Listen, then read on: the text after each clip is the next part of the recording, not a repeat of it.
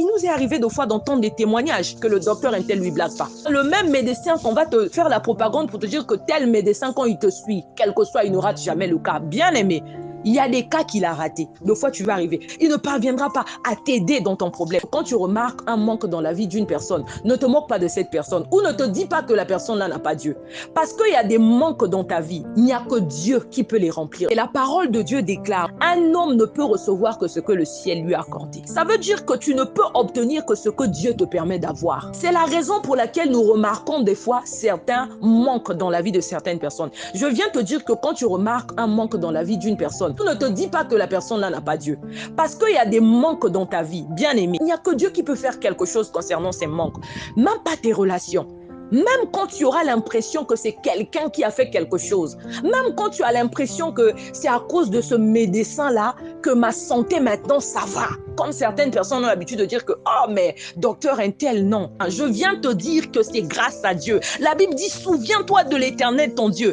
Garde-toi de dire en ton cœur « Ma force et la puissance de ma main m'ont acquis ces richesses. » Souviens-toi que c'est l'Éternel, ton Dieu, qui t'a accordé la guérison. Le même médecin qu'on va te faire la propagande pour te dire que tel médecin, quand il te suit, quel que soit, il ne rate jamais le cas. Bien aimé, il y a des cas qu'il a ratés. Parce que c'est Dieu. C'est-à-dire même quand tu as l'impression que non, c'est grâce à ce médecin. C'est parce que, bien aimé dans le Seigneur, tu as Dieu dans ta vie. C'est à cause de cela, bien aimé, à cause de l'amour de Dieu que tu obtiens tout ce que tu as dans ta vie. Nous devons constamment faire recours à Dieu parce qu'on peut t'emmener faire les mêmes choses que les autres ont fait. Tu vas dire, mais comment? J'ai suivi le même traitement. J'ai suivi à la lettre ce qu'on m'a demandé de faire. Mais pourtant, pour le cas d'un tel, ça a marché. Un tel est allé voir un tel. Un tel a fait ceci. Un tel, bien aimé. Ce qu'un homme reçoit, c'est ce que Dieu lui a permis de recevoir.